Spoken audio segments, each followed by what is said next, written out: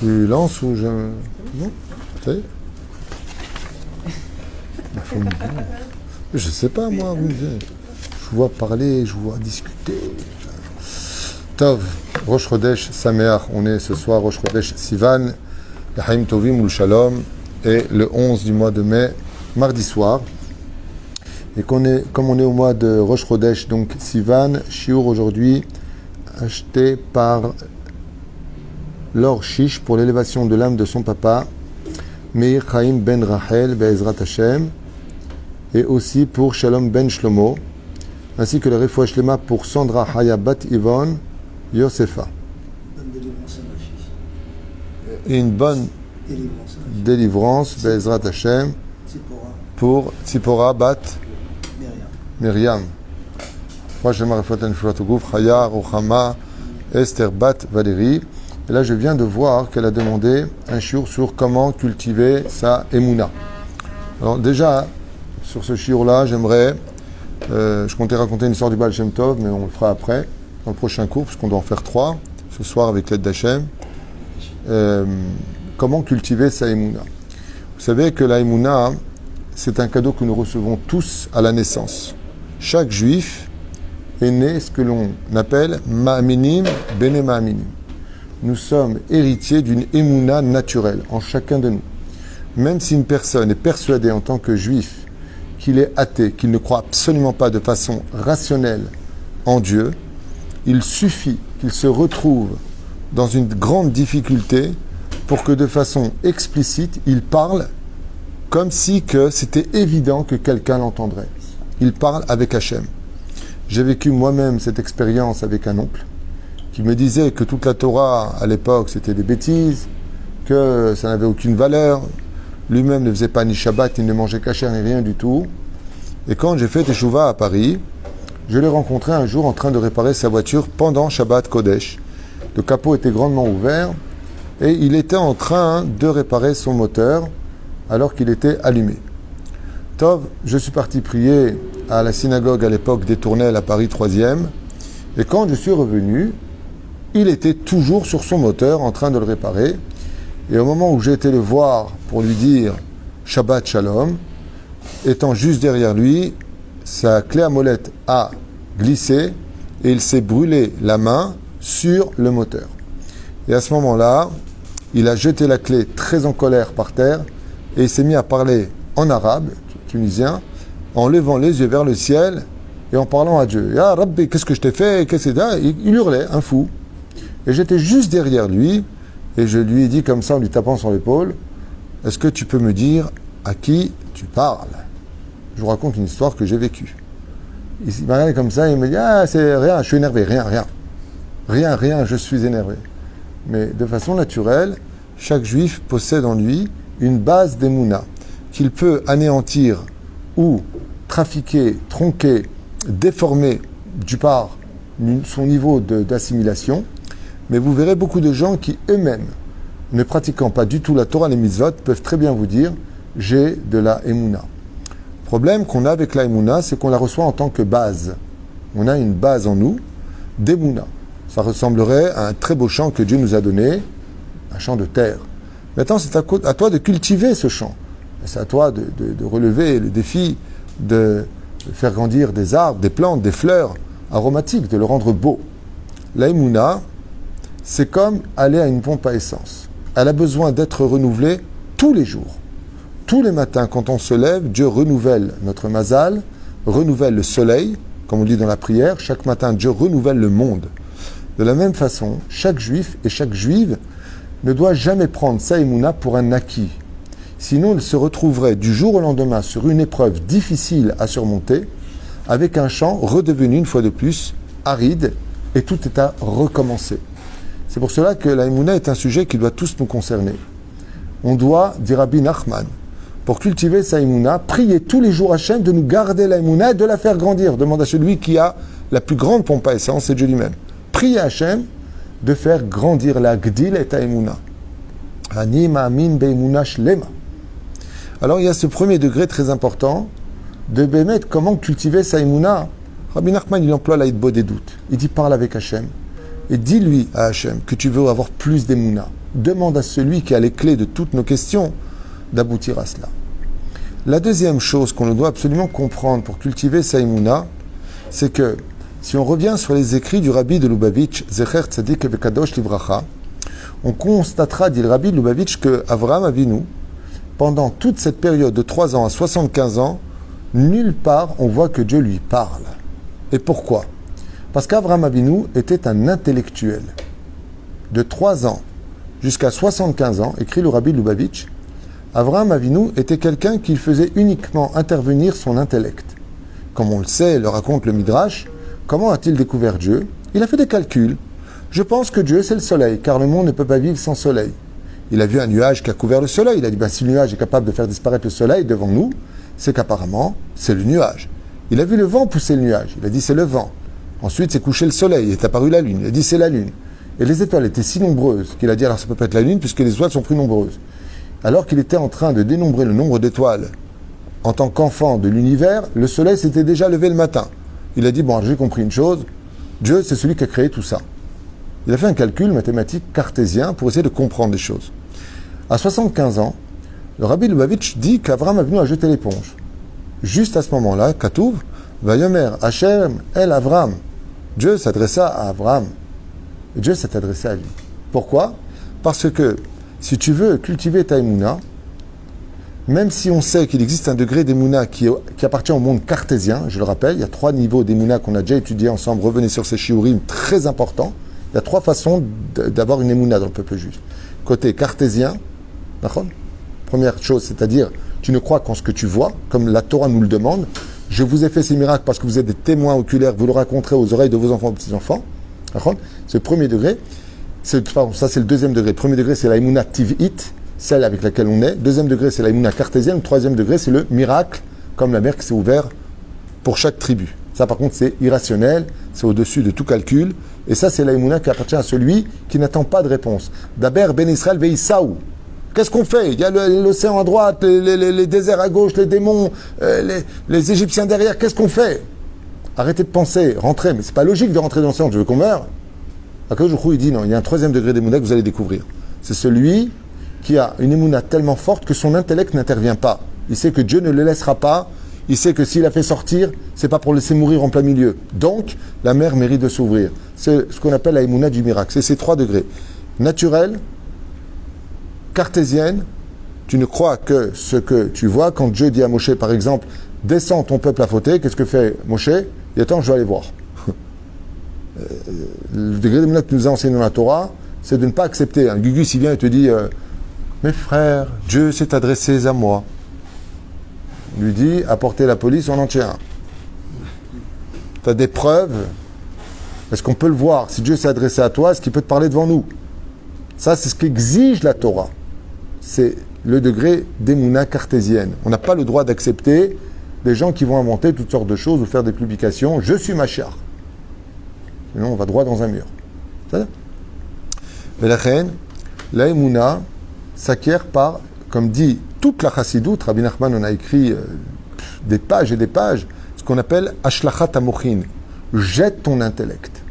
Ça veut dire qu'à partir du moment où tu veux cultiver ta Emouna, ne cherche pas à tout le temps avoir des réponses en disant à la fin ouais, « je ne comprends pas, je suis désolé, je ne comprends pas ».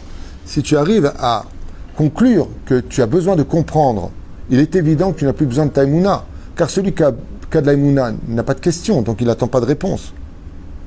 Et ça, c'est très important de le vivre. Quelqu'un qui veut cultiver sa Emouna doit arriver au shlav du plus haut degré qui englobe toutes les autres Emouna. Naase venishma. Je continue à avancer et un jour je comprendrai. Comme l'histoire de nos 45 victimes, korbanot, sacrifices qui sont portés pour des raisons que nous ne comprenons pas. Ils ne sont pas partis en boîte de nuit, tu vas dire quelque chose. Ils ne sont pas partis à Ibiza. Ils ne sont pas partis voir des filles interdites. Ils ne sont pas partis voir des choses impropres au judaïsme. Ils sont partis chez Rajbi à Kadosh. Ils sont partis dans un endroit où, là-bas, plus que tout, on attendait le miracle. Il faut avouer que sur les 300, 350 000, des fois 400 000 personnes qui tous les ans vont là-bas, ils ont toujours été protégés. C'est la première fois qu'on entend un tel carnage morts écrasés par leurs propres frères le jour de la Iloula de Rabbi Shimon Bar Yochai. Mais on a envie de tout jeter. Mais c'est quoi? Il était où Rabbi Shimon? Pourquoi Dieu nous fait une telle chose? Je veux dire, ouais, mais enfin bon, c'est des mecs, ils faisaient pas Shabbat, ils faisaient pas ceci. Tu sais, toujours trouver des excuses. Pas du tout. C'est tous des l'homme des Torah. C'est des gens qui étaient pieux. C'est des gens qui... Vous avez vu le visage? C'est tous des tzadikim. Il n'y a rien à dire. Il n'y a rien à dire. Comment tu peux expliquer ça? Chut. Shtok. J'étais avec Rabbi Meir Abou Hatzera, chez Badel Haïm Aloukim. Je lui ai dit, dites-moi,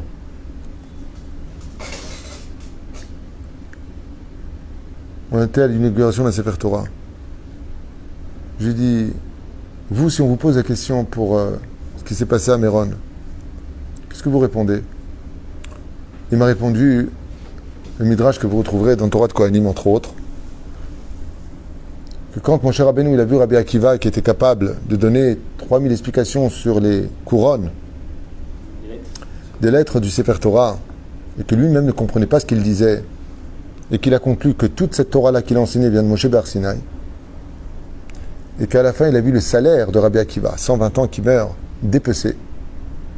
Il a dit quoi? C'est ça le salaire d'un homme aussi extraordinaire qui me dépasse en Chorma, en Torah, même s'il dit que c'est de moi? Qu'est-ce qu'il a répondu à Kadosh Baruch Hu? Shtok, tais-toi, car ainsi est monté devant moi les pensées. Toi-même, Moshe Rabbeinu, qui a demandé Ar-enina et kevodecha, de grâce, montre-moi comment tu diriges ton monde. Il lui a dit Shtok. Rabbi Meir, il m'a dit à ce moment-là, de là tu apprends qu'il existe un degré d'émouna dans la vie où il faut savoir se taire. Shtok. Vaïdom à Aaron. Aaron, quand il a perdu ses fils, alors qu'ils ont dû vénérer Dieu, honorer Dieu, servir Dieu. Vaïdom à Aaron. Il y a des moments où l'aïmouna se cultive par le silence. Tais-toi. Surtout ne perds pas ta aïmouna. Ne commence pas à dire « Ouais, mais enfin bon, tu vois, moi, franchement, là, je comprends pas. » Oui, tu as raison. Parce que si tu comprendrais Dieu, ça voudrait dire que toi-même, tu es Dieu. C'est-à-dire que je vais expliquer ça de façon très imagée, mais ça veut tout dire. J'espère être clair. Si je vous donne un livre de 613 pages et que vous ne lisez qu'une seule lettre du livre, est-ce que vous seriez capable de m'expliquer de quoi parle le livre? Non. Nous ne sommes qu'une seule lettre du Sefer Torah. Comment tu veux qu'à l'échelle d'une seule lettre du Sefer Torah, tu sois capable d'expliquer toute la Torah? Pour comprendre les événements de Dieu, il faut comprendre du début à la fin la compréhension de la création de l'homme, des plans divins et de la finalité. Nous ressemblons à des gens qui, en plein film, au milieu du film, qu'est-ce qu'on dit? Ouais, non, mais c'est injuste. Qu'est-ce qu'on dit? Hey, tais-toi, c'est pas fini, attends. Tu peux pas t'arrêter et arrêter le temps alors que lui continue à vivre. Tu peux pas arrêter un jour alors qu'il engendre encore un autre jour. Vélachen, il y a un degré qui est très puissant, c'est de savoir se taire, savoir retenir sa langue. Ce degré d'Emouna, de dire Baruch Dayan Haemet, de dire à ce moment-là, source de bénédiction et le juge de vérité, c'est un degré qui cultive toute la Emouna. Chut, shtok. Tu as prié pour qu'un enfant que tu aimais plus que tout au monde vive. Tu l'aimes cet enfant. Tu donnes de la tzedaka. Tu fais le pidyon nefesh. Tu vas voir un rave qui va te dire « T'inquiète pas, il va vivre !» Pas n'importe lequel.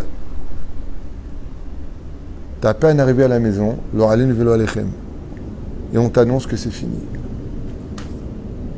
Tu dis, mais je comprends pas, j'ai lancé des chaînes de Teilim, j'ai donné de la tzedaka, le Rav il m'a dit, j'ai cru en lui. Shtok. Tout ce qui a été donné n'est pas perdu. Toi, à ce moment-là, dit le Ramchal, tu es face à quelque chose de beaucoup plus grand et beaucoup plus grave que d'hurler. C'est de garder ta Emouna qui va faire monter ton enfant encore plus haut au Gan Eden. Qu'est-ce qui a fait que les deux fils de Aaron, d'après vous, jusqu'en 2020, 2021 peut-être de Kippour, s'il n'y a pas la Géoula d'ici là, c'est grâce à eux qu'on est pardonné à Kippour. Nadav et Avihu, on sort le Sefer Torah et on lit dans la paracha de Shmini la mort de Nadav et Avihu. Le Zohar nous dit à ce moment-là, quand on sort le Sefer Torah, Dieu nous pardonne à tous. Qu'est-ce qui a permis ça? Vous êtes au courant? C'est le fait que Aaron s'est tué. Le silence, c'est une marhesha, c'est une, comment on dit, qui vient labourer. Une grue? Non, une... Ok. C'est une machine qui est capable, le silence, de labourer toutes les terres les plus arides pour faire naître la Emouna. Tais-toi, attends. Vous le verrez même dans les affaires, des fois, avec les gens, avec la famille. On est très rempli d'émotions. On a la première pensée, il faut toujours la calmer, celle-là. Notre première réaction, elle balaye la Emouna. Quand des fois tu as envie de t'énerver, tu entends une chose, prends toujours le temps de respirer 3 fois avant de réagir. Et dis, attends. Petit 1, attends. Parce que tu vas avoir une réponse qui va te faire regretter ton manque d'émouna du présent. Encore un très très bon conseil pour la émouna et la cultiver, Bezrat Hashem, c'est le verset très connu de Bechol derachecha daheu. Quand est-ce que tu peux savoir si tu as de la émouna? Donc on a dit que le Ramchal dit que l'épreuve vient te jauger ton niveau d'émouna. C'est de voir Hachem derrière chaque chose, chaque événement, chaque personne, chaque réponse, chaque moment que tu vis. Tout est Be'ashgacha pratit. Si tu es capable de voir Hachem et de te conditionner, de voir Akadosh Baruch Hu, comme ça s'est passé à Méron, il n'y a personne pour le parti civil pour porter plainte, faire une enquête. Ils ne veulent pas. Comment c'est possible? Et quand ils ont posé la question, ils disent c'est Hachem, c'est une xéra de Dieu. Qui voulait qu'on accuse? Les instruments que Dieu a utilisés, ça ne nous intéresse pas. Laissez-nous pleurer nos morts et faire une grande teshuva sur ce qui s'est passé. C'était la réponse des parents, des frères, des femmes des victimes. Shem Ishmor Verahem. Et la reine, quand on veut cultiver sa émouna, c'est d'être tout simplement capable de savoir que derrière cet événement, malgré tout, même si on l'a provoqué par nos bêtises des fois, par notre manque d'empathie, de compréhension, peut-être qu'on aurait dû réagir avant, on aurait peut-être évité une catastrophe ou autre chose. Vois Hachem. Keshem shemevarech ala tova, kach tevarech ala ra. Quelqu'un a divorcé aujourd'hui. Quand il s'est marié, c'est moi qui l'ai marié à l'époque. Alors que j'avais un petit peu prévenu sur la situation, je lui ai dit Mazel Tov. Et aujourd'hui, il a divorcé. Je l'ai vu et je lui ai dit Mazel Tov. Il m'a dit quel Mazel Tov? Je lui ai dit Kach hein? Tout comme je te dis Mazel Tov quand tu es rentré sous la choupa, je te dis Mazel Tov aujourd'hui malgré tout. D'où je peux lui dire Mazel Tov? Kani ma'amin shezek tov vezenachon ve'akadosh baruch hu. Maintenant que c'est fait, il y a ou Hashavat Kala ou la vie Kala Chadasha. Le monde ne s'arrête pas aujourd'hui. Le monde ne s'arrête pas maintenant.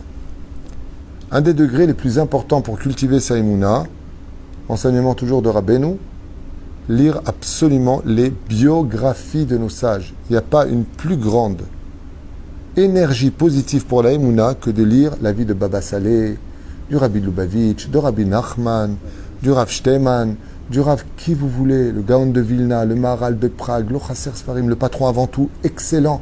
Comment ça réavive la émouna? Il y a des gens, ils vont te dire, je supporte pas les Dvar Torah machin, mais dès que tu racontes une histoire de Chassid ou du Baal Shem Tov ou autre, qu'on va faire tout à l'heure, ouais, tout de suite à ce moment-là, les gens, ils aiment écouter. Ah ouais, j'aime bien. J'ai même une sœur, que Dieu la bénisse, que j'aime particulièrement. Quand elle nous voit, un des frères, ou moi, ou Samy, ou même Moshe, ou autre, allez, raconte une histoire. Les gens aiment qu'on raconte des histoires de Torah. Et la reine, il faut savoir une chose, pour celui qui veut cultiver sa émouna, Bezrat Hashem Yitbarach, lisez au moins une fois par mois une biographie d'un grand en Torah. Et pour finir, celui qui veut cultiver sa émouna, il doit chasser le plus vite le pire ennemi de la émouna, la colère. Travailler ses midot, travailler sa colère, c'est laisser sa émouna tout simplement exister et respirer à l'intérieur de nous. Mais on peut être quelqu'un de très religieux, avoir réellement de la émouna. Et quand on est colérique, et qu'on crie, et qu'on s'énerve, sachez qu'on perd toute sa émouna. Et pire encore, on se prend pour Dieu lui-même parce qu'on se permet d'humilier les autres, de les critiquer, de les insulter, ou pire encore, de les frapper. Vezebanima, mechoser derech eretz. Tout celui qui veut cultiver sa émouna, chez Arzor, et comme on l'a dit, il fait l'aïd bodédout, il demande à Hachem qu'il comprenne que la émouna, c'est quelque chose qu'il faut renflouer tous les jours. Tous les jours, on peut perdre sa émouna. Et tous les jours, on peut faire grandir sa émouna. C'est à toi, Bezrat Hachem, d'aller à cette pompe à essence spirituelle, Shaharit, Mincha, Arvit, Likbo Aitim la Torah, le matin un peu d'études, le soir un peu d'études.